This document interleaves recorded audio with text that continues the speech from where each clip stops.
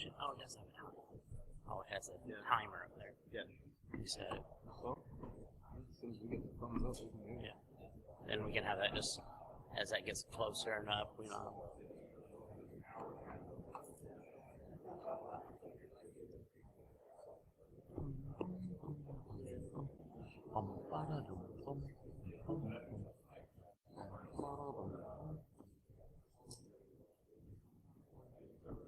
All right. Ready? Yep. All right. Can you hear me? Oh, yeah, that works. All right. Today, first of all, I'm Adam Compton, Austin Lane. We work for Rapid 7 on our day jobs, but last you'll hear from that. But still, today we're going to be talking about automated pen testing toolkit and pen testing automation along the way, along with that. Before we get started real much, who am I? Everybody has the obligatory who am I slides. So who am I? I'm a father, I'm a husband, hillbilly by birth, and raising pen tester for most of my professional life. Trained as a programmer, been doing that off and on over my life as well. I love it all, wouldn't give any of it up. Love my children and my wife as well, of course. Have to say, no, I love them all. I love them all. They're up here somewhere, so. Hey everyone, my name is Austin Lane. This is my first talk, so bear with me. All right. I spent about 7 years as a developer making horrible, insecure stuff, and then I switched over to security and spent the last 4 years breaking all of that stuff. So it's been pretty exciting. Not quite as long as Adam, but it's been a lot of fun. So I'm really excited to be here. Your beard isn't as long. Yeah, I'm working on the beard. So, like we said here today, we're talking about automation of pen testing and our tool, the automated pen testing toolkit. Basically, in our experience as pen testers, we've found that most tests sort of go through a routine. There's, the recon and discovery, finding out what's on the network that you're looking at, testing simple services, there's things you do for FTP, there's things you do for SMB, there's things you do for NetBIOS, stuff like that. Default creds, you're running lists, you're going through appliances that have admin or something like that. You move to common exploits, MSO 8067, things like that, that'll get you access to a machine. Once you get access, you start dumping creds and info, you're using Mimikat, something like that, to pull info off of the machine and then turn around and use that as a pivot to get further access into the network. What we found is this routine can be slow on large networks. The bigger the network, the more instances of each service you're going to have, the more of each of these that you're going to have to go through and say, okay, anonymous, admin, stuff like that on every single one of them. But what we found is most of this can be automated. Linux in general and a lot of other tools have some great stuff, Bash, Python, Perl, Ruby, anything you want to do to run some of these automatically, but in each instance, you're running your own things, you're having to come up with a quick bash script to, do the same task over and over again and then dump all of that into a file that you can review. So we wrote a tool to help with the automation. This is APT2. So let's go through sort of a typical pen test routine. Generally, you start off with Nmap. You're scanning all the ports. Your client's giving you 10.0.0/8. So you're going to be there all day looking at everything that's running on this giant network. When you get the results back, you go through and you say, okay, I see port 21, so I'm going to run FTP against this, and I'm going to look for things like anonymous FTP or, what's being hosted on these FTP servers. I see port 80 or 443. Go through and I'm going to take screenshots of all the websites that are on here to see, are these custom sites, are these appliances that are hosting these services. I'm going to run something like Nikto, maybe that looks for like, oh, this is a vulnerable CMS, so you can use this against this one. SSL scan, if it's 443, you're going to see like what versions of SSL are they running, because it's good for the reports, and you might actually be able to do something with like Heartbleed or something like that. 445 SMB, there's a whole bunch of stuff you can do on that. Null enumeration, open shares, MSO 8067 if the client is really lazy, and the list goes on. then you run responder, you do capture some hashes, you do some relay attacks, and basically at that point you've got access because it always gets you access. And at the end of the day, you take over. You've attained your goal. You've gotten access to what it is that your client is deemed important enough that you're successful. You're on the domain controller. You're going through their database, getting credit card information. You've got their domain admin credentials, etc. Adam. Thank you, Austin. So, like Austin was saying, that's a standard pen test methodology. I mean, not methodology, but a standard routine you go through. Start at the beginning, work your way through. Very manual process for the most part. It works. It works. Everybody does it to some degree, some fashion. Everybody goes along the same thing. Is it broken?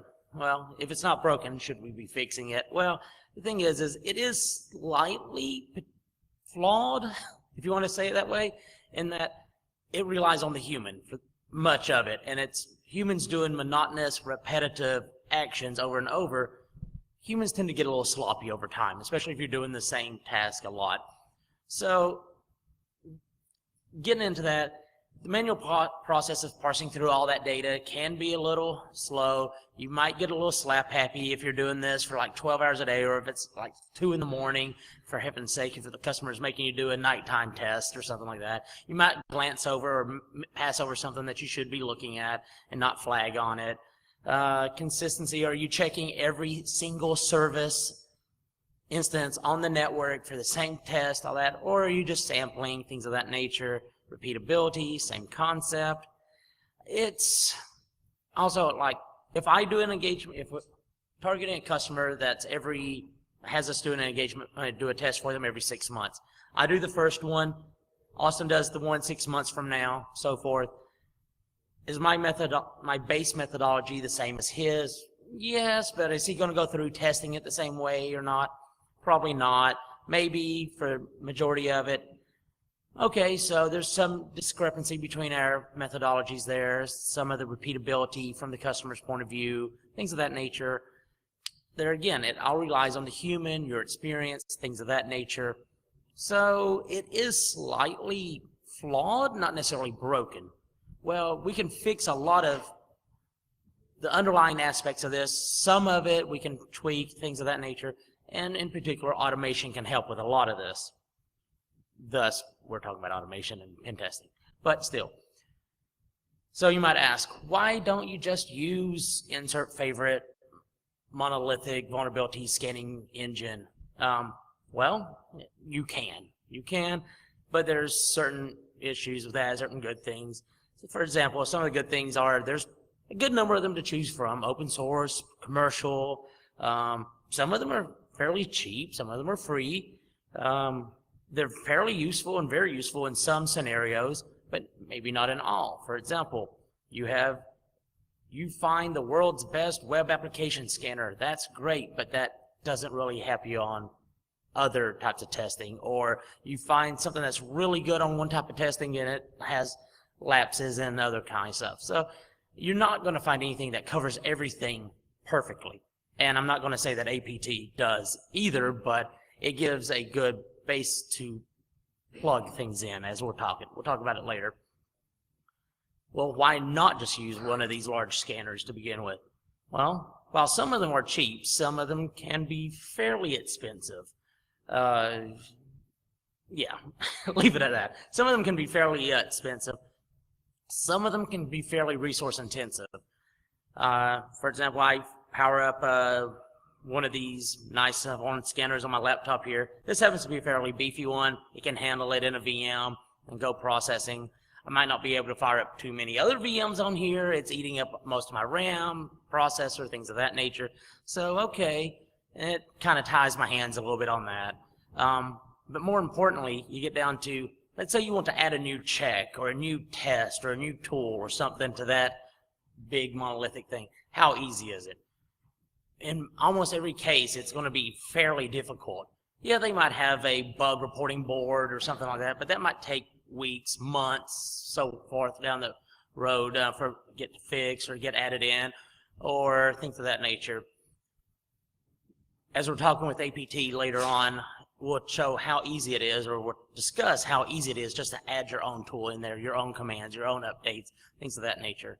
So there again, I'm not saying that any of these big vulnerability scanning engines are bad. By no means am I saying that. I'm just saying that they're good for what they're targeting. We're looking for something a little more universal in there. A lot of this, okay, so you want to get something a little more broad spectrum, look at some other things. For those out there who've used Kali, which should be probably every single one of you out there for the most part, I would be willing to guess, you're already aware that most of the tools that you're going to be using on an engagement, things of that nature, you'll probably find in Kali. It might not be the absolute latest version, or you might have to add one or two tools in there. For the most part, there's quite a few in there. And as a basis, we tend to use Kali as well, so we build tools on top of it, things of that nature. Isn't required, but still we do so. So you want to automate some of your stuff. As Austin mentioned before, there's lots of different ways. You have Bash, you have any of your scripting languages, things like that. But also, keep in mind, a lot of these other tools have their own API interfaces, things of that nature. A lot of vulnerability scanners have RESTful APIs that you interface with. Metasploit has the MSGRPC interface you can use. Any number of other things. And if your tool doesn't, if insert tool Y doesn't have a kind of interface, if it can give you textual output of some kind that you can parse, you can script around that. It takes a little bit of regex, some parsing, a little manipulation, but you can do it. It's just a matter of how much you're willing to make the data fit the model that you want. So we went through a lot of that process, got it going, took care of a lot of the base work, get it up. We have several modules in there at the moment, and we're pretty happy with what we have so far, and it's hoped to grow a lot more, but we ended up writing APT2. A little aside, yes, I know APT2 is a weird acronym, stuff like that. It's my habit of naming tools after common acronyms that I like to make fun of, so sorry about that. But yeah, I have other ones out there, you can find them. But so what is APT2? It is a Python program that is basic, that is built around three basic bubbles of parts. First, one of them is the knowledge base, where every piece of data that is gathered, processed, stored, things like that, is stored in. It's in just a knowledge base at the moment, generic knowledge base, no real relevance there, that's thread safe and so forth. Then you have the event queue, which says when certain actions should be run, when other ones shouldn't be, what are preconditions, postconditions. It's the real brain of the operation there. Then you have the modules.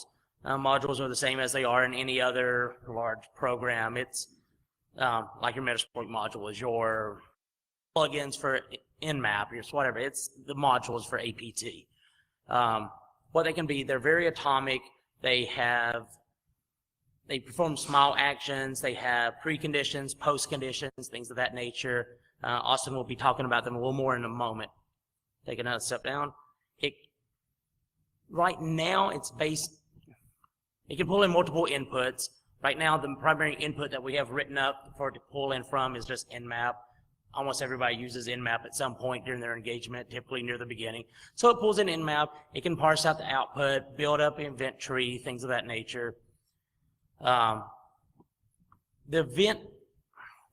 It pulls in all the data from Nmap, pulls it out by host, port, service, any other data that might be in Nmap, and any other tool there is. Puts it into the knowledge base. In the process, it builds out an event tree or event list for the event queue to process.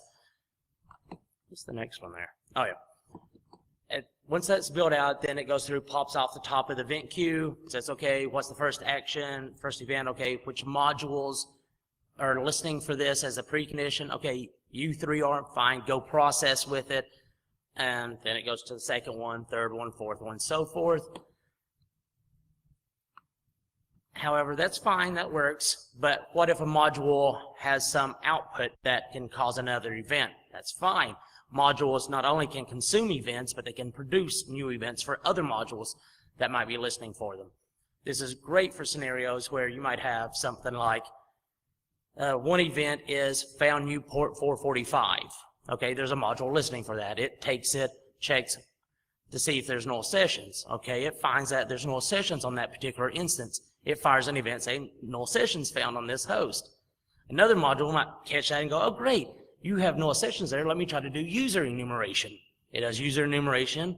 If it's successful, it goes, hey, I found new users on this network. Hey, go do something. There might be other modules that are listening for that kind of event that do other things. And it's not always a linear path. It might branch out, branch in way, branching, things of that nature. And it's very dynamic. At any point when you sit down at a network, there's not a real way to know which modules are going to be run in what order, at what time on the network based on the way the event queue works. And then the process just keeps looping and looping until the event queue reaches 0. That event queue can grow and shrink as time goes on as other modules create new events, consume events, and so forth. That is as much detail into that as you probably need to know at this point. By all means, if you're interested later, check out the code, look at it, talk to us. But we'll get into other small aspects of that in a moment. So you have this APT tool out there that can do things for you. How does it help? Well, it helps with right now, the simple aspects of your engagement. It's that first footstep on the network. What are you looking to do? It'll go out, it'll do fingerprinting, it'll go out, check your anonymous logins, it'll check null sessions, it'll do some of the simple attacks, things of this nature. It does all kind of little things right now, all the way through responder, secret stump, things like that. The more common things are scripted up already, more to come. But it does it in a very efficient, quick manner, and it does it much quicker than what I, as a human, could get in there and doing. Type it in, execute it, things like that. No matter how many session windows I have open, no matter how many terminals I have, I just can't type that fast. It can do it a lot faster. Also, to add a new module to it is fairly straightforward. There again, talk about the actual anatomy of a module here in a little bit, but it boils down to you have some metadata at the top that describes what the module is, and then a little bit of other maintenance stuff, and then finally it's just the body that says run a command and process the output of that command. So ultimately you're just trying to write a parser for any given command, and it's all in Python, fairly straightforward, lots in there already to take a look at, fairly simple to write. If you're running this on Kali, it's fairly ready to go right off the bat. 1 or 2 Python libraries that need to be installed. It's well documented, no issues there. You clone it, you run it, and you're up and going.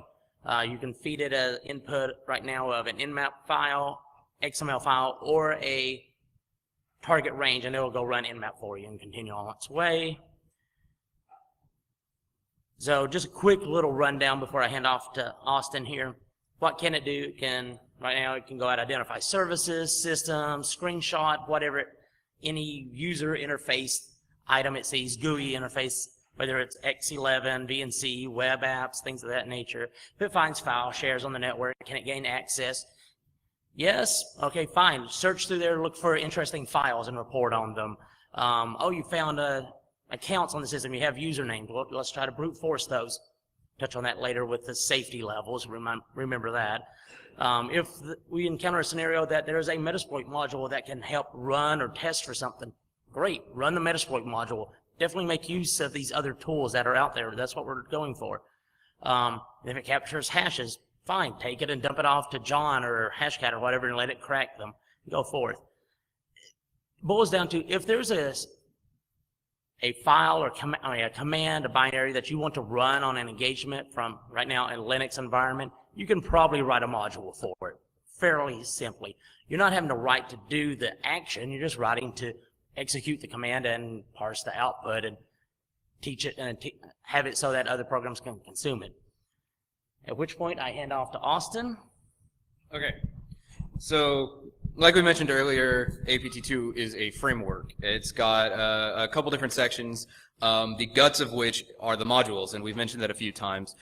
There are 3 basic types of modules. The first is the input one. This is something that will take the input file, say, right now, an nmap XML file, parse it out, and determine what hosts and services are available that it can run on. The second type of module is a reporting module. This is at the end of everything else that's run. It's going to go back through the knowledge base and basically iterate through it. And for example, generate a semi-nice looking HTML file that lists out all the hosts, all the services on each of those hosts, any domains they're attached to, any vulnerabilities found for each of these, and the links to the output file like that. So you can basically just go through this and see everything that was run, everything that was found, anything relevant to each of these hosts. The third and most important module, I think, is the action module. This is what each program that we'd like to run, any binary, any command, goes inside an action module, and it gets called upon from the events queue. It's got a few standard properties. Name and description are pretty self-evident. What is the name of the command that's going to be run in this module? The description helps. Is this going to run a tool in discovery mode just to identify something, or is this going to run in some sort of exploit mode to actually try to create a shell on the machine or take advantage of it?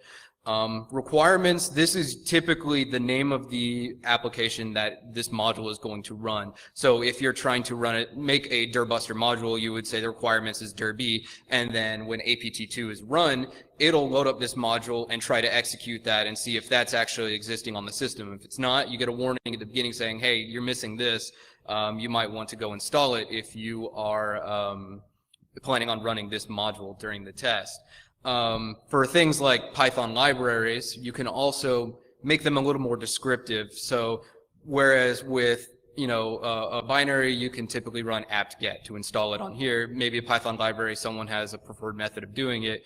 You can put that in there. You can say, hey, try running pip install and the library that you need, and that comes up as a nice helpful message for someone who hasn't installed that library on their machine.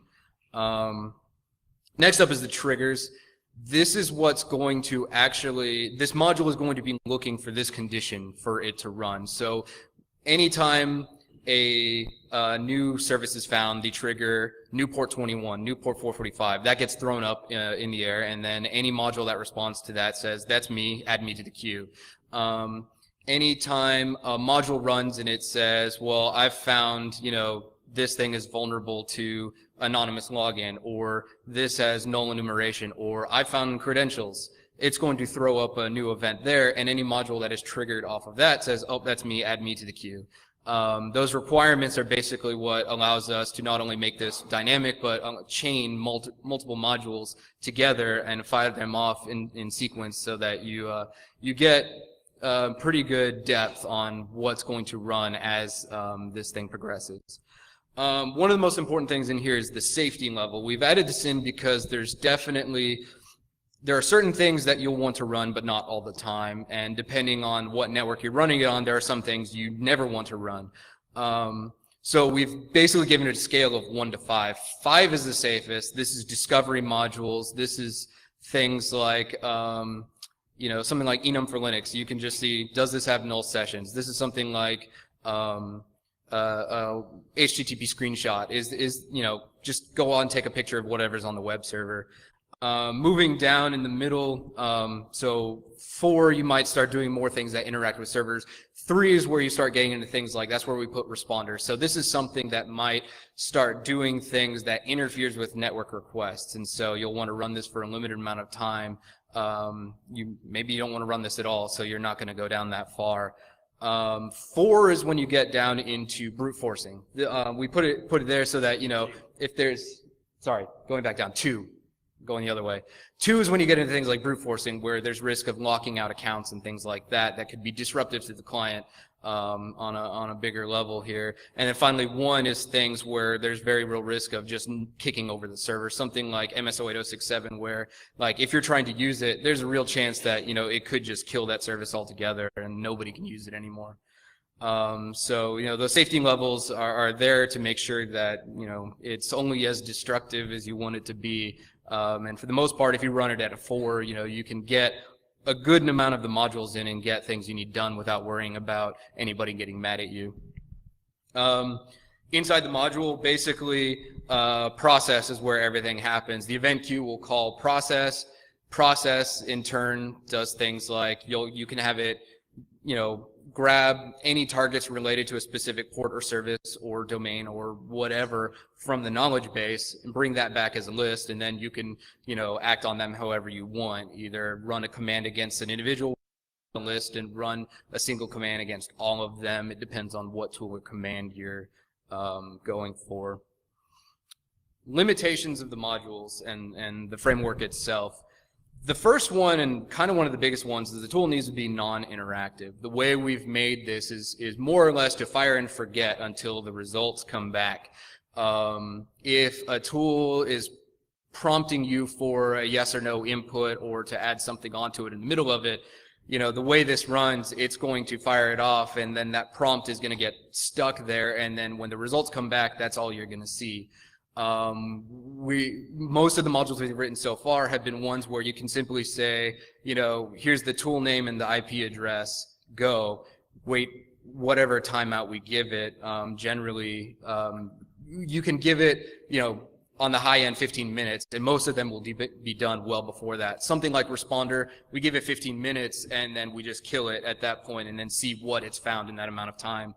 But those are things that you aren't required to do anything to in the meantime to get meaningful results back. Multi-threading is tricky. We basically had, it's real easy, real fast to clog up the network with a whole bunch of stuff running at once. So we've set limits throughout. We've got limits to the number of threads that can be run at once, and we've got limits to the number of threads that can be created for any one tool. So something like Responder, you only want one of them running at once. You don't want 5 instances of Responder trying to poison all the requests on the network at the same time, because then that's just going to get messy. But there's plenty of others where, the computer is perfectly happy running 10 instances of the same application at once, just on different hosts. So it's sort of a module by module basis. And at that point, it's sort of down to whoever's writing that module to use their best judgment on what they think a given network can handle. And what we try to do is just make it easy to implement these limits for whatever the case may be. And finally, brute force with caution. There's plenty of tools out there that do all kinds of brute forcing for, any number of logins.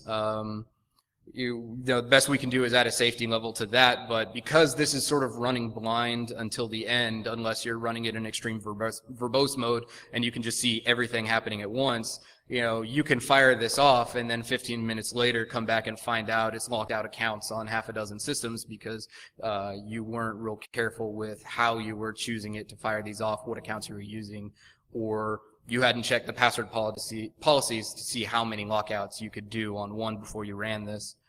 So again, safety levels are your friend. And finally, another big one is non-standard ports. Really, APT is dependent on the inputs given to it from whatever scanning tool, either running Nmap through APT or running Nmap outside of it, or in the future running insert scanner here.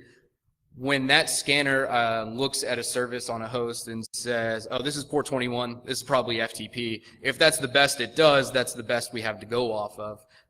APT won't know that this file saying 21 is on here, or let's say port 2000 on a host. APT doesn't know that port 2000, if Nmap didn't mark that as FTP, it won't know to do anything with that because it's not a standard port and the service name returned for it wasn't FTP. So this will throw off some modules with weird things, and this is where sort of manual testing afterwards comes in, or using a scanner that can identify non-standard ports more accurately, using something like -A on Nmap, which will do a lot more thorough check than just your typical S or T scan. So just as sort of a sanity check to ask myself, like, is this actually useful? Is this helping me? I just came up with a little scenario where I sort of tested myself against ATP. I just said, okay, what if I'm sitting on a network and there's 30 FTP services on these hosts? How do I compare to what ATP can do? So I went down the list. I said, I'm going to check each of these for anonymous login, just something simple. So, you type FTP, the IP address, you wait for the prompt, you type in anonymous, and you type in whatever for the password, and then you wait for the response to come back to say, yep, you've got anonymous login, or no, password rejected. In total, it took about 5 minutes to go through 30 servers. I'm not the fastest typer. We could say someone may be doing a manual check, copying and pasting. So they're going back and forth between a list of IPs and what they're actually doing. And this is obviously not doing bash scripting or something like that to go through these a little faster. APT was done in 40 seconds for this whole list. So that's right about 1 second per server, assuming ideal conditions, on the local network, fast response time, stuff like that. So let's extrapolate. Like, any service you can think of, typically what you're going to do is you're going to take the scan file and you're going to see a list of, here's all the stuff that's on this network. We like to go to FTP, SMB, HTTP, stuff like that. You're going to go down, say, the Nmap output, and you're going to say, all right, there's all these hosts that have this service. So let's, grab this port out of the file. Let's cut the column out with just the IPs and dump this into a file. This is now my IP list. Going from looking through that Nmap file to cutting it into a list, generously, let's say about 30 seconds.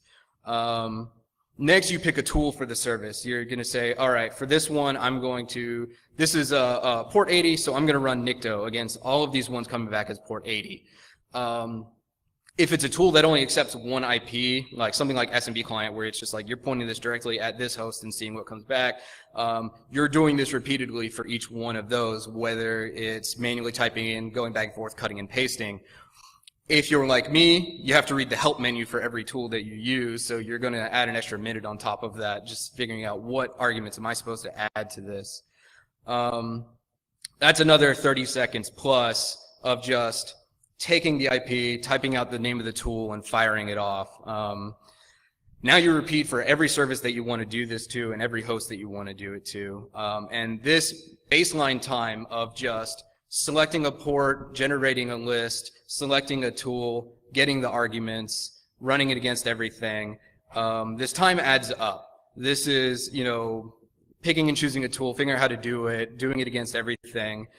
APT2 removes this baseline time. It's all pretty much instant. It's going to see a list of services. It's got a bunch of things that correspond to each of these, and it's just going to know, these are the arguments that are going to run against it. These are all the things I'm going to run against it.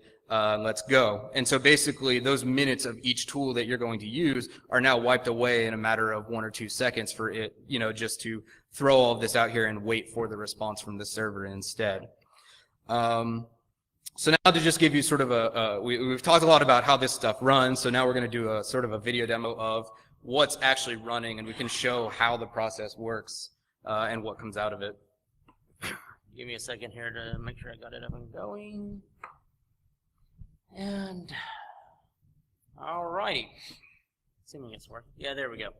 So first thing you're going to notice is when you do it, well, it's not showing. All right, let's pause that. That's not displaying. Let's take that out full screen. And that's still not showing. All right. Yeah. In a moment I will. Okay. All right. Let's end the. Let's jump back over here. Hey, can you see that? Yay. All right. Let's go with that. Grab the mic so I can take a look. Go ahead. Rewind and hit play for me if you don't mind. So, one of the things you're going to notice is there's a bunch of files in here, APT2 modules, the file config, things like that are the things that, oh well, that's fine. It's the kind of things that are there. It's standard .h help menu, a bunch of things in here for verbosity, for output, bypass menu, safety level. As Austin talked about it earlier, very important, defaults to 4. You want to set that to whatever your threshold is that you're looking for. You can input a config file. You can import a XML file, things of this nature. You can read it probably faster than I can glance over there and see it. The config file, a bunch of things in here. One of the things that we're talking about right now is the Metasploit interface. So to facilitate the interaction back and forth with Metasploit, we're using the MSG RPC interface. So go ahead and fire up MSF console, have this going. reason I'm going this route with it, you can do the Metasploit interface ever how you wish. I go this way just so that I have the sessions available to me after the fact so I can still interact with them even after APT finishes. Okay, where are we going here? We're going to run it. Help. Okay, you're doing the very verbose, bypassing the menu. There is an interactive menu system with it as well. I tend to run it with the -B just to bypass that, so it's to set it and forget it, let it run, and you just watch output or come back to it after the fact. So here we go. See some of the output, how many modules were loaded. This is slightly older version, about a month old. Newer version has a bunch more modules in it. Anytime a module requirements aren't met, it outputs it at the top up here. It doesn't stop APT from running. It just doesn't run those modules if they're encountered now. That's one way it's fault tolerant if some tool isn't present on the system. It goes ahead and scans. It finds that a couple vulnerabilities are in the system. These are fairly minor ones at this point, but they're still flagged as vulnerabilities. Lots of output. I have debugging enabled at the moment for this. It's executing various commands. You can just see what's going on. I think threads are set like at 5 on this one right now. So lots of stuff. Go around checking a bunch of host stuff. More output, anonymous FTP, so forth. Going down through here. Null sessions. Let's see where we at.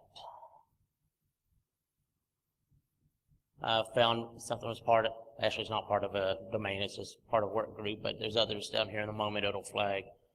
But yeah, this is just a bunch of the commands that are running at the moment. Where are we at here? Okay, right there is part of a domain. It pulls that in. So now it builds that into the knowledge base, knowing that there's a domain out there called HackNet. And in the future, it'll start using that data when it's attacking systems and so forth. What was that? Oh, that was all the active. Every 15 to 30 seconds, I forget what it works out to, it outputs a list of all the active modules that are currently running if you got debugging enabled. One of the issues that got it to do, the to-dos is whenever you hit enter, it'll output that as well, just so you can see what's currently running at any given time. Found a bunch of IPs, a bunch of users on a particular system, so forth. Those result in their own events being fired. Another one down here, users on a Windows system, pulled them out. Null sessions, user enumeration was able to pull it. Oh, we're down here. It's going to be kicking off Hydra in a moment to try to get some passwords. You're going to be doing that here soon, I know. It's doing RPC client, stuff like that still. It does it a little bit about order. Identified, username, administrator, password. There's a couple more of these down here. What it does is anytime it finds, there's a module in there for password guessing at the moment on SMB. If it finds SMB users out there on a system, it has a very short default password list that it tries. That is going to be expanded with a couple more modules as soon as I get a chance to code it up that will dynamically generate that list based on the network name, the season, the year, things of that nature, as well as their lockout policy, if we can determine that, so that it will only go up to like lockout policy -1 attempts on any given account name, things of that nature. It finished, you saw that there was a session captured in the background. You can still interact with it at this point if you wish. Right here, boom. That was from MSL 8067. At this point, you have new directories, log, report, and proofs. Let's go ahead and look at logs. Every single thing that is output or done by the tool is logged in here with date, time stamp down to the second, so you can start piecing through there. If the customer comes back and says, something happened to this system at this time, you can go through there, trying to narrow down what was going on. Were you actually targeting it at that point, something of that nature. So let's jump into the reports. There's the report Austin that was referring to earlier. That's just one sample of a report module that can be written, generates this kind of report. We're not going to display it in the demo here, but still, you can have any kind of report generated out. You can have it output to comma separate values, whatever you want. Just a matter of writing a little module that will pull from the knowledge base to output in whatever format you wish, leaving that up to you all or to us if we get the chance. The proofs directory is a listing of every output of every command that was run by APT, so that if you want to go back and scrap through it, search through it, for example, the output of secrets dump here, you can see it, the NTDS output, it was successful, it dumped it out, you can see that. Just run John on that quickly, simple little passwords, nothing special there, but it's kind of things it would have done internally as well. It's going to go through, jump through a few of these real quick. I'm just going to talk as that's going. Reason we have it capturing every output and putting it out there in this way instead of just discarding it when it's done is that, yeah, fine, we have all the data in the knowledge base that we feel is useful, but here's all the output of these. If you want to go through and grep through for some nugget of information that we might not be parsing out yet or some of that nature, it's all still there. Also, in our reports at least, when we put in a finding that vulnerability XYZ was found on host, well, here's an example of how we tested for it. You can open up one of these files, screenshot that, and that shows the command that was run, the output of it, then you can highlight it. It's all there ready for you to use that in a report if you wish. What's it doing here? For the Metasploit modules, there's multiple types of Metasploit modules for APT. You can write ones that are exploit-based ones, and ones that only react when sessions are opened. If a new session is opened due to any exploit, one of these other modules can run, such as going in and dumping system information, going in and dumping Windows hashes, things of that nature, or any post operation you want. It's going through, doing a few. The knowledge base will show in a minute, just more of the hash dumps, stuff like that. But still, this is almost done, I think. Yeah, so that's just a quick run through of it. There's been a lot more added to it. Right now, the knowledge base dump that is dumped out to the file system after it's done is XML. That's soon to be replaced with a SQLite database that you can open up and search through. In the current version, though, it is just the XML database. So you can go ahead and close that out. Just hit the X there. Or that'll work. Go up to slide. I think it's F5 or something. Oh well, yeah, it was on a Mac, so it doesn't work. Right, just go up to view. Yeah, I'll do it.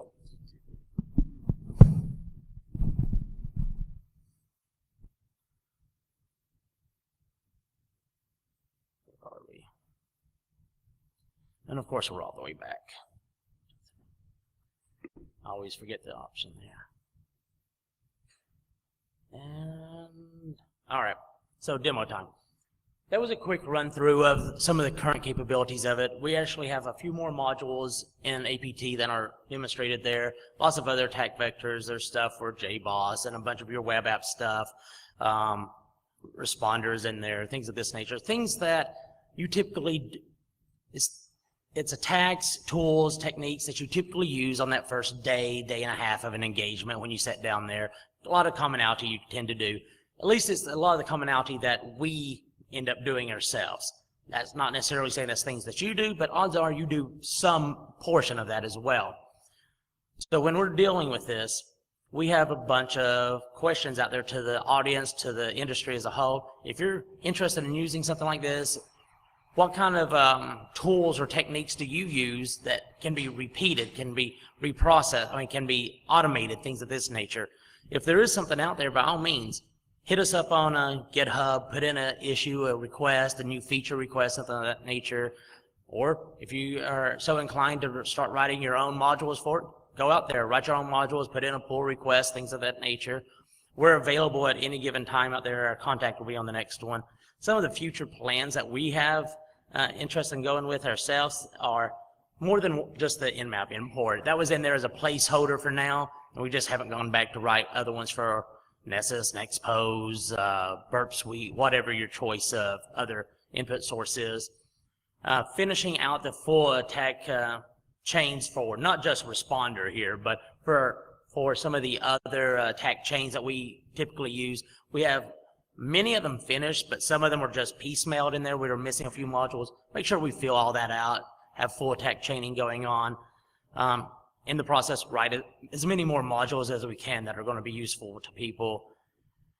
Make prettier reports, maybe write a few other report modules, and I haven't started on this yet, but migrate this all over to Python 3. It's currently on 2.7. The main instigator of that is there are certain issues that I've encountered with 2.7 that would be much more easily circumvented or taken care of in 3 than in 2.7, so I might go down that path in the next couple months. But yeah, it's one of those things. If you're interested in it, please talk to us, put in requests, work on it yourself. We're open for any kind of criticism or compliments or shaking of head, stuff like that, or buying of whiskey. It's whatever what you want. I don't care. And finally, you can reach us Twitter, email, GitHub, pick your poison. At which point, I don't know what the time is. I don't have my phone on me, but still. Okay. So, just a few minutes left here. Any questions, comments, criticisms? Yes.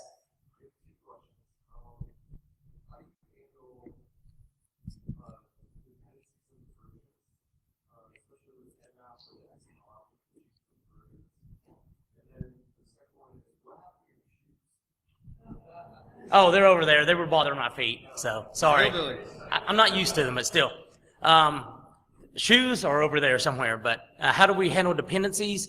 As of right now, we're going off of the base version that is in Kali on each instance where possible. When those get updated or when the common version of each tool is updated, we're planning on going back and checking each module and things of that nature. There are no actual version checks within the modules themselves, other than the fact that the module will just error out if it doesn't work the way it's expecting. The command line options are different. It'll output an error log. You can look at that, figure out what's going on, and put in an issue ticket, and we can address it at that point.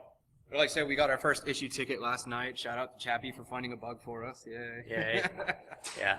Luckily, that's an easy one I can fix quickly. So, but yes, if you are using it or if you just want to bug us or whatever, put in tickets, things of that nature. We're happy to comment with you, talk to you, whatever.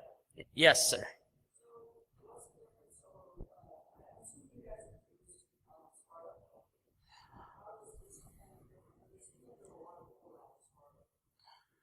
Well, okay, the question is how does this correlate, overlap, what have you with Sparta? I don't have a great answer to that other than to say that at the time we were starting to work on this, we didn't, including Sparta, we didn't find any tool out there that met our needs the way that we wanted them met. So that's why I'm saying even with this, APT2 works works with us the way that we like it. We tried to open source it so other people work on it, and we're not expecting it to be a one-size-fits-all out there. Obviously, there's lots of tools in the InfoSec industry that helps illustrate that not everybody likes the same thing, does it the same way. If this way works for you, great. Work with us on it, have it make it better. If Sparta is the way that you choose to go with it, all that, great, go with that. And maybe we will, in a little bit later, do a more in-depth comparison of the two and see if there's something we can work with them on or pull from or something of that nature.